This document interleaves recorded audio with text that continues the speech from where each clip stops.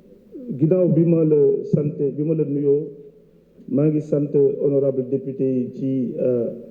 qualité échange yi nga xam ne am nañ ko ci waxtaan bi te pour ñëw tënk rapidement li nga xam ne wax nañ ko fi en wolof wax nañ ko ci tubaab ñu mën ko tënk tuuti ci olof par rapport ak question yi nga xam ne rot na fi dama bëggoon rek rappeler ne loi bi nekk na loi boo xam ne waroon nañ ko voter depuis 2017 am na ñu bari ñu ñëw fii wax ne la loi vient à son heure mais jàpp naa ne dañu am retard ci ñaari niveau bi ci njëkk mooy par rapport ak avancée technologie bi yi nga xam ne gis nañu ravage ak dérive yi nga xam ne am na ci dëkk bi et deuxième point bi mooy par rapport à la loi bi nga xam ne mooy porté code de la presse nga xam ne wote nañ ko depuis 2017 loi boobu dafa waxoon ne dañu war a am Sénégal régulateur boo xam ne parce que ci champ de compétence loi bi ñu voté 2017 waxoon ne nañu réguler la presse en ligne et la presse écrite sauf que on s'est rendu compte que 10 ans après daanaka rien n'a été fait donc loolu muy une premier élément de réponse boo xam ne li tax ñu def loi bi bu ñu ñëwee loolu bokk na ci mais également champ de compétence bi nga xam ne wax naa ko par rapport ak tout ce qui a été dit parce que gis nañ fléau bi nga xam ne ñu ngi koy engendrer au niveau des réseaux sociaux des plateformes de partage ci li nga xam ne aujourd'hui am na ay jafe-jafe yu bari yoo xam ne ñu ngi koy indi honorable député yu bari ñëw nañ ci parce que jàpp nañ ne mënuñu toog par rapport ak évolution technologique bi ni muy avancer et que État du Sénégal mënul indi des réponses concrètes par rapport ak interpellation yi ñu ngi koy xam parce que gis nañu dérive yi comme ni ngeen ko souligné bari na ci réseaux sociaux yi mais il fallait aussi que l'État du Sénégal puisse mettre en place loi boo xam ne dina permettre bépp réponse boo xam ne concrète mën nañ ko indi ñu mën ci indi ay saafara parce que li nga xam ne mën nañ ko tënk ci wàllum peut-être modération des contenus ci loolu laay njëkkee parce que gis nañu ne mën ñu jël tey ku nekk mën a ibbi site internet bu ko neex ñun ñëpp on est peut-être exposé médiatiquement en tant que politique wala en tant que représentant du peuple ñu def peut-être article boo xam ne même bu fekkee ne daanaka peut-être pour faire la promotion ci loo xam ne lu baax la mën nañ gis ay commentaires yoo xam ne daanaka nit yi dañuy ñëw di ci def ay commentaires yoo xam ne soit ay saaga la wala ñuy wax naka su dul noonu maintenant loi bi dina permettre à ce que képp koo xam ne am nga site internet wala am nga plateforme ci internet yow nga mën a assurer la modération des contenus parce que ta responsabilité désormais dafay engagé ci saaga yooyu nga xam ne da nga koy bàyyi ñu koy saaga ay jàmbur ba pare ñuy permettre à des gens yoo xam ne ñu koy lire loolu bokk na ci wax nañ aussi ci cyber harcèlement ak pédocriminalité li nga xam ne daanaka ñun ñëpp kenn mucc ci képp koo xam ne am nga njaboot rek mën nañ wax ne mën nga exposer dans ça parce que ñun ñëpp dañuy dem xëy liggéey bàyyi suñu doom ñu nekk say école et cetera parfois ils ont accès à des contenus yoo xam ne parents yi amuñu possibilité pour vérifier ko loolu aussi il faut que ñu indi loi yoo xam ne dina permettre à ce que ñu mën a protéger les enfants parce qu'il est notre devoir ñu mën a def loolu d'ailleurs c'est la raison pour laquelle la loi de la protection des mineurs loi boo xam ne ñu ngi ci liggéey ak ministère de la justice daanaka pare na et incha allah bientôt dinañ ko mën a indi fii pour que assemblée nationale mën ci àddu honorable député yu bari wax nañ fi également par rapport au deepfake mooy ñi nga xam ne dañuy jël ay nit wax loo xam ne mosu ko wax dem nañu technologie bi avancé na ba toll foo xam ne ñi nga xam ne tàmm nañu di def des messages peut-être des messages vocaux ci ay audio mën nañu jël audio peut-être transformer ko envoyé ko nit mu ba voix bi mel ne lu authentique mel ne waa ji mooy wax ñu wax ci naka su dul noonu parfois nit ñi sax dinañ dem police gendarmerie alors que tout ça c'est du faux loolu aussi il faut que ñu indi ay saafara yoo xam ne dina permettre à ce que demain incha allah ñu mën a indi des réponses concrètes loolu moo nekkoon ci li nga xam ne moom mooy premier élément bi par rapport également à la loi sur la protection des mineurs wax naa ci également mais également lépp li nga xam ne dafay indi ay conflits ethniques parce que gis nañu ne am na ñoo xam ne dañuy nekk ci internet bi jàpp ne ñoom amuñu benn responsabilité parfois ça dépasse même ci dëkk bi dinañ dem par exemple gis benn sénégalais buy wax d'autres pays de la sous-région yoo xam ne parfois ay messages de haine yoo xam ne lu mu mën a jur kenn xamul lu mu toll loolu moo tax je pense que il est normal que au-delà de la responsabilité individuelle l'État aussi mën a am des moyens de coercition yoo xam ne dina permettre à ce que fléau bi nga xam ne baaxul ci dëkk ñu mën ci indi des réponses concrètes maintenant par rapport à la gouvernance parce que am na question yu ñëw yu bari wax par rapport à la régulation et comment les membres sont désignés damay ñëw rek wax lu gàtt par rapport ak l'ancrage parce que am nañu posé question wax ne pourquoi CNRM nekk au niveau de la présidence de la République comme ni nga xam ne CNRA noonu la nekkoon président de la République loolu nekkul gulet daanaka organisation yi nga xam ne dañu am une autonomie wala benn indépendance souvent ils sont logés à la primature ou à la présidence de la République parce que c'est juste d'ordre institutionnel parce que budget bi ñu leen war a jox il faut que ancrage institutionnel bi pour des questions de transfert de crédit moo mën a am fu mu jógee et également pour garantir l'indépendance mënoo jël lu mel nii par exemple nga ni ministère bi nga xam ne moom mooy voté loi bi nga def ancrage foofu parce que bu boobaa mën nañu sax ne yéen da ngeen bëgg peut-être contrôler loolu moo tax ngeen def ko ci ministère bi donc loolu c'est une question peut-être qui se justifie par rapport à ça par rapport ñëwoon naa ci lu bari par rapport li nga xam ne waxoon nañ ko au sein de la commission mais également pour garantir l'indépendance comme ni ñu ko waxee les 12 membres yi nga xam ne moom mooy composer le CNRA demain dañu décider def appel à candidature bi nag je pense que pour faire gage de transparence gage de crédibilité on ne peut pas faire mieux parce que jàpp nañ ne Sénégalais yëpp ñoo yam et que bu fekkee ne dañu bëgg a am garantir l'indépendance par rapport ak point d'attention yi nga xam ne la plupart des députés soulevé nañ il faut que ñu jël ñoo xam ne non seulement même bu fekkee ne dañu bokk ci ñoo xam ne ils sont issus de catégories socio-professionnelles il faut qu'aussi ñu am expertise parce que damay wax sànq pour répondre à la question de l'honorable Mame Diarra ñi nga xam ne peut-être que dañuy ñëw suba pour mën a réguler les GAFAM c'est de la technologie c'est souvent des technologies avancées il faut nga am benn expertise boo xam ne moom mooy permettre demain outils yi nga xam ne sax moom ngay teg en place yi permettre que ñu mën a traquer yenn faux comptes yi parce que gis nañu bari ñoo xam ne wax nañ ko sànq ñoo xam ne dañuy toog seen kër yaakaar ne peut-être que dès lors qu'ils sont dans le virtuel ils sont à l'abri alors que loolu mooy profiter sax pour lancer message ñi nga xam ne c'est les plus jeunes suñu rakk yi wala suñu jarbaat yi de la même manière qu'on les retrouve dans la vie réelle noonu lañ leen mën a retrouver ci li nga xam ne moom mooy la vie virtuelle et loolu c'est hyper important donc c'est pas parce que da nga nekk ci ginnaaw clavier nga wax naka su dul noonu wala nga saaga jàmbur que personne peut le retrouver aujourd'hui technologie bi avancé ne foo xam ne mën nañ ko def en 2 clics et bu boobaa peut-être que di nga sonal sa bopp sonal say parents et loolu je pense que ñi nga xam ne mën nañ nekk nañ plus jeune war nañ ci mën a bàyyi xel bu baax ñëw nag ci benn point boo xam ne c'est hyper important par rapport au processus parce que damay bañ suba ñu xëy ne comme d'habitude le ministère dafa xëy rek génne benn loi et cetera dama bëgg a wax rek ne honorable député yi pour être transparent que processus bi commencé nañ ko daanaka depuis janvier 2025 lu toll daanaka un peu plus de benn at ci ren boo xam ne taxawoon nañu ñu woo ñi nga xam ne ñoom la seen xam-xam màcc ci wàllum communication ak numérique maanaam l'écosystème woo également l'actuel CNRA bi nga xam ne moom moo fi nekk ba def nañ des ateliers yoo xam ne daanaka une vingtaine d'ateliers boo xam ne képp koo xam ne sa xam-xam màcc na ci ñëwoon nga ñu mën ci waxtaan bi ñu paree loi bi yóbbu nañ ko également à la Cour suprême pour entrave à la liberté yi nga xam ne peut-être que point d'attention yi député yu bari ñëw nañ ci ñu mën a faire en sorte que ba loi bi comme ni ma ko waxee sànq ci tubaab li nga xam ne liberté d'expression du ñu ko foowee quelque chose qui est garanti par notre constitution ñu mën ci indi garantie yi nga xam ne journalistes yi képp koo xam ne da nga am liberté consacrée par la constitution liberté boobu noonu nga mën ko jëmmal ba fu mën a yem mais comme li ñuy wax aussi dans la déclaration de 1879 la liberté des uns s'arrête là où celle commence des autres loolu mu nekk loo xam ne lu am solo la c'est pas parce que yow dañ la jox liberté rek nga jàpp ne liberté bi yow c'est liberté bu infini la mën nga toog lu la neex nga wax lu la neex te dara du la fekk donc ñi nga xam ne dañuy wax ne peut-être que loi bi dafa répressif honorable député Thierno Alassane Sall ñëw na ci ñëw également ci li nga xam ne wàllum liberté d'expression honorable Ousmane Diop rapporteur ñëw na ci Serigne Cheikh Bara Ndiaye également ñëw na ci Abdourahmane Diouf honorable Awa Seck honorable Bara Diouf honorable Ousmane Ciss honorable El Hadji Ababacar Tambédou ñëw na ci également par rapport à l'encadrement je pense que comme ni ma ko waxee sànq bu fekkee dañuy tànn 12 doomu sénégalais yoo xam ne jàpp ne li ñii seen xam-xam dafa màcc ci wàllum régulation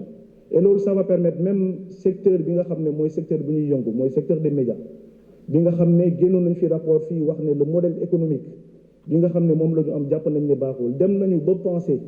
au niveau de l'expertise ñu am ñi nga xam ne ce sont des spécialistes en économie des médias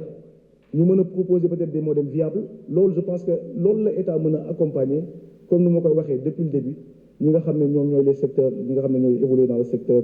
de la presse. ñu ñëw également par rapport à l'intelligence artificielle je pense que honorable Alioune Ndao ñëw na ci gis nañu day phénomènes yoo xam ne phénomène yu doy waar la ñu gis dem nañu ba jël suñu ay kilifa diine wala ay kilifa aada Sénégal à travers l'intelligence artificielle di leen waxloo wala ñu leen defloo ay jëfin yoo xam ne peut-être que sax ruus naa ci jaar loolu technologie bi moo toll foo xam ne il faut que nu ma ko waxee sànq ci tubaab le CNRM l'idée c'est pas de faire une énième loi voter une énième loi wala mettre encore une fois une énième comment dire entité su ñuy def loi bi comme nu ma ko waxee il faut que ñu jox ko les moyens de sa politique parce que technologie bi dafa avancé ay experts yoo xam ne ils gagnent des milliards ñoom ñoo koy utiliser il faut aussi des technologies yoo xam ne am nañ ko dinañ ko jébbal CNRM bis bu ñu ko tegee en place qui va permettre contenu yi nga xam ne ñu ngi koy identifier ici au Sénégal comme à l'étranger ñu mën ci apporter des réponses claires parce que pour faire un peu l'historique bi nga xam ne woo nañu waa Meta ak waa TikTok ñu ngi leen recevoir sama bureau en direction de mon directeur de cabinet et le directeur de la communication lan la ñu wax bi ñu leen waxee ne leen yéen pourquoi bu ñu leen saisiré du ngeen gaaw ngeen génne contenu bi nga xam ne nit bi dafa nekk étranger di saaga dañuy wax mais yéen Sénégal amoo leen loi boo xam ne buy encadré loolu donc urgence la woon par rapport à cette obligation légale de voter cette loi pour que demain ñu mën a am un outil juridique boo xam ne dina permettre à ce que suñu waxee ne TikTok parce que dégg naa ko sànq honorable Ousmane posé na ma question bi même en comité technique wax ne pourquoi du ñu tëj TikTok et am na réponse yoo xam ne ñëw na fii il faut que ñu xool le bon côté yi nga xam ne moom la plateforme yi aujourd'hui di permettre aujourd'hui ñun sax la ñun Sénégal parce que bu ñu xoolee daanaka ki nga xam ne mooy peut-être le plus grand TikToker avec plus de 150 millions de followers ak des milliards yoo xam ne mi ngi koy gagné xaabilam pour le nommer c'est un Sénégalais donc ñun indépendamment des personnes et des milliers de personnes yoo xam ne suba ñi ngi ci def jënd ak jaay ñi nga ci wane seen bopp parce que xam nañ Sénégal am nañ dëkk boo xam ne ñu am talent lañu mais talent boobu plateforme dina tax ñu mën ko génnee mën a jaay seen bopp mais loolu ça doit pas être une réponse boo xam ne day tax ñi nga xam ne dañ ciy gagné ñu mën leen en tout cas ñu contraindre leen par rapport ak ñi nga xam ne dañ ciy def lu ñaaw loolu moo tax ñu mën a def cette loi boo xam ne dina permettre à ce que képp koo xam ne da nga nekk ci internet bi di ci def naka sul doon loi bi mën ci indi des réponses yoo xam ne réponses yu concrètes la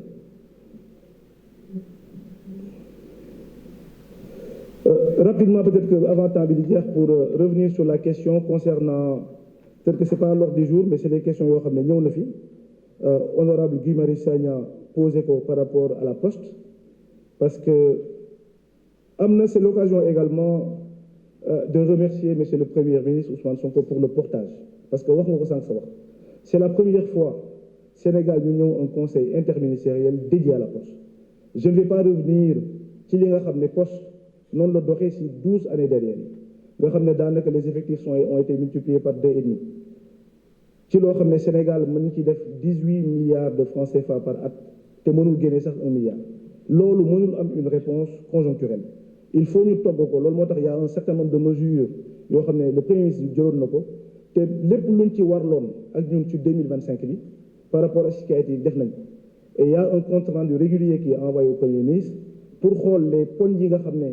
waxoon nañ ko ak aux agents de la poste ñu def ko bi ci gën a am solo mooy bi nga soulevé sànq par rapport au plan de départ négocié plan de départ négocié bi contrairement peut-être aux chiffres qui ont été annoncés aujourd'hui 3 milliards yi nga xam ne moom la ñu waxoon ne moom la ñu joxe nañ ba ëpp aujourd'hui nous sommes à 3 milliards et 71 millions de francs CFA loolu mu nekk loo xam ne question yi bari na je pense que je vais vous inviter peut-être à passer au ministère pour que ñu mën a jox le détail yi nga xam ne par rapport à la poste mais également réeruñu aussi ak syndicats yi ak ñi nga xam ne mooy les équipes du ministère ñi ngi ci waxtaan ak syndicats yi saa su ne pour essayer de faire en sorte que plan stratégique bi nga xam ne moom la ñu war a élaborer au niveau de en 2026 qui va permettre de faire la relance de la poste ñu mën ko am le plus rapidement possible. Maintenant les questions yi nga xam ne ça concerne le directeur dama koy wax fii nii parce que le directeur général de la poste monsieur Maguette Kane qui a été je pense qu'un contrôle interne audit interne de la poste xam na bu baax la maison am na loo xam ne soulevé nga ko jusqu'à preuve du contraire je sais que c'est une personne boo xam ne bu mën liggéeyam bu xam lu muy liggéey ba pare je le connais vraiment honnête. Maintenant les questions qui ont été soulevées ministère bi comme ñu ngi koy def tout le temps d'ailleurs il y a pas plus tard que 2 mois nous étions en conclave pour chaque directeur boo xam ne nekk na fi ak ñi fi nekkul dañuy signer un engagement par rapport ak ci li nga xam ne moom la répondre au principe du jub jubal jubanti mais également des contrats par rapport aux engagements qu'ils prennent ci li nga xam ne moom mooy les contrats de performance. Donc dinañu def suñu kéemtalaay kattan pour xool questions yi nga xam ne soulevé nga ko ñu mën ci indi ay réponses très rapidement concernant le directeur. C'est également l'occasion de féliciter et de remercier l'ensemble des directeurs présents ici ñi nga xam ne du MCTR ñuy def seen liggéey en tout cas liggéey bu mucc ayib également di rendre compte mooy li nga xam ne la redevabilité bi nga xam ne suñu gouvernance moom la ñuy woote saa su ne et qui permet aujourd'hui à ce que li ñu diggante ak sénégalais ñu mën ci indi des réponses à temps voulu. Maintenant sur les questions concernant les GAFAM wax naa ko sànq il y a eu un bon début c'était de discuter d'abord avec ñi nga xam ne jàpp nañ ne dañuy jël des milliards des centaines de milliards de dollars di ko def ci technologie ñooñu ñun tolluwuñu doole ak ñoom moo tax la première démarche comme je l'ai dit tout à l'heure à l'entame de mon propos ça a été de les convoquer au Sénégal TikTok Meta ñëw nañu Sénégal toog nañu waxtaan lépp li nga xam ne goulot d'étranglement la pour que les réponses efficaces yi nga xam ne mën nañ ko indi face à ces dérives là bi ci njëkk mooy loi bi moo tax loi bi bu ñu ko promulguer inchallah ça va nous permettre demain lépp loo xam ne ñu ngi koy jooy par rapport aux dérives que nous constatons sur les réseaux sociaux notamment des personnes vivant à l'étranger honorable député yu bari ci loolu lañu ñëw ñi nga xam ne ñu koy def nekkuñu Sénégal bitim réew la ñu nekk parce que mënatuñu concevoir également ñu jël ay nit yoo xam ne ay góor lañ di leen diffamer matin midi soir et loolu état bi dina jël un engagement ferme par rapport à ça pour apporter des réponses concrètes par rapport à ça.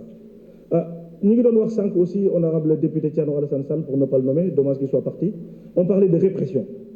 je pense que si on parle de répression ñun par rapport ak sunu gouvernance je pense que suñu jëlee ki nga xam ne moom mooy peut-être sunu président de parti muy Ousmane Sonko qui plus est le premier ministre de ce pays je pense que c'est la personne la plus diffamée la personne la plus calomniée dans ce pays bu fekkoon ne dañuy jël loi juste parce que dañu bëgg a topp ay nit wala dañu bëgg a diffamer ay journalistes je pense que nekk na loo xam ne. Monsieur le ministre, vous pouvez poursuivre pour 5 minutes. Parfait merci beaucoup monsieur le président dina nekk loo xam ne je pense que lu am solo la mais nag li nga xam ne moo ëpp solo ci wax ji mooy li nga xam ne confiance bi ñu war a am mutuellement parce que je pense que des exemples par rapport ak intégrité bi nga xam ne ñii nga xam ne dañuy réguler am nañ ko ma am na ci exemple yu bari parce que CNRM nekkul loo xam ne rek dafa nekk loo xam ne lu solo la au même titre que yeneen entité indépendant yi nga xam ne dañu loger à la présidence muy ARTP muy CDP muy d'autres CNRM est logé à la même enseigne que ces entités là et ñu ñëw ci indi ci innovation bu bees maa ngi wax waxu ARTP qui a suivi la même logique où il y a un appel à candidature qui a été fait bépp sénégalais boo xam ne yaa ngi ci Sénégal bitim réew ñu dem ba recevoir plus de 1070 candidatures te 7 personnes rek lañ ci soxla woon et loolu il a fallu mettre en place un comité indépendant et de manière transparente ñu jël ay doomu sénégalais yoo xam ne seen xam-xam màcc na ci wàllum télécom màcc na ci wàllum numérique ñu mën a aujourd'hui avoir un collège boo xam ne dina mën a répondre face aux enjeux de la technologie bi nga xam ne toll na foo xam ne tey il faut que Sénégal mën ci am des réponses De la même manière, au niveau du CNRM, nous faisons un appel à candidature qui va permettre non seulement de prendre des gens issus des milieux socio-professionnels qui ont été cités dans la loi, mais également d'asseoir un niveau d'expertise. Parce que expertise boobu noonu lu am solo la par rapport au choix des membres. Parce que li ngay réguler il faut nga xam ko li ngay réguler il faut nga am des compétences même bu fekkee dañu wax ne y aura quelqu'un issu du milieu de la presse en ligne, presse écrite, etc. Il faut que cette personne-là puisse avoir l'expertise nécessaire pour pouvoir contrer dérives yi nga xam ne moom la CNRA bëgg a indi. Di wax rek ne pour finir, Monsieur le Président, di leen remercier ci depuis les travaux de commission gis nañu Assemblée nationale am na taxawaay bu am solo ci li nga xam ne moom mooy loi bi à travers les amendements, à travers des contributions yoo xam ne bi ñu ñëwee ci commission bi ñu bari indi nañ ci ay xalaat yu rafet. Mais comme ni ma ko waxee loi bi dafa nekk loi boo xam ne jàpp naa ne réforme yi gën a important ci quinquennat bi ñu nekk ci lay bokk. Parce que mënuñu ne on veut vivre dans une société boo xam ne dañu war a respecter ku nekk dañu war a respecter sa àq ak sa yelleef ba pare ñu mën a am fi nga xam ne foofu la ñuy waxee wala fi nga xam ne lu ci ëpp ci réew bi foofu la ñuy informer wala fi nga xam ne foofu nga xam ne sunu enfants yi foofu la ñuy toog ci lu bari di passer la plupart de leur journée ñu bëgg ko bàyyi noonu comme un no man's land boo xam ne amul droit amul règle amul dara loo xam ne dañ koy état bi dina mettre en place pour que ñu mën ko réguler. Loolu je pense qu'il en va de la responsabilité de l'État et l'État s'est résolument engagé aujourd'hui pour doter de moyens sophistiqués pour que loi bi mu bañ a nekk rek encore une fois une énième loi, le CNRM mu bañ a nekk rek benn énième entité, mais ñu mën ko doter non seulement de qualité, de ressources humaines de qualité mais ñu mën ko doter également d'outils technologiques boo xam ne ça lui va permettre de faire face à ces dérives que nous constatons, face à l'évolution de la technologie pour mën a répondre efficacement ci li nga xam ne moom la ñuy jànkonteel en termes de dérive sur les réseaux sociaux et sur les médias de manière générale. Mu am beneen élément boo xam ne bëgg naa ko yokk passe à la responsabilité parce que sanction yi ñëw nañ ci dem nañu ba les sanctions graduelles boo xam ne dina dem 500 000 à 2 millions de francs pour les presses écrites et presse en ligne, de 5 millions de francs à 20 millions pour les télés, les radios et les plateformes numériques à l'étranger de 100 millions jusqu'à 2% de leur chiffre d'affaires. Loolu bu ñu ko waxee nag lu tax ñu insister ci encore une fois c'est pas la répression parce que dañu toll sonn ci Sénégal nit ñu jël ko yóbbu ko ci benn télé wala benn rajo nit boobu noonu amul benn expertise moo xam chroniqueur la bu tuddee boppam wala lu mu tuddee boppam mu toog jël papa jàmbur wala yaay jàmbur mu saaga ko wax ko lu ko neex te responsabilité fu mu taxawoon foofu di wax ñooñu seen responsabilité duñu engagé. Léegi de la même manière sur la voie pénale que ki nga xam ne dañ koy jàpp di ko yóbbu au niveau du procureur de la même manière le CNRM va s'autosaisir pour que dérive yooyu noonu suñu ko waxee ñooñu aussi non seulement que les responsabilités pénales soient engagées mais également ñu mën a taper dans la poche pour que les sanctions pécuniaires ñi jàpp ne moo gën a dissuasif pour que ñooñu aussi mën a répondre de leurs responsabilités. Loolu la amoon lu ma ci wax honorable député. Je suis désolé j'ai pas pu répondre à toutes les questions mais je pense que de manière ramassée xaw na englobé li nga xam ne moom lañ fi tënk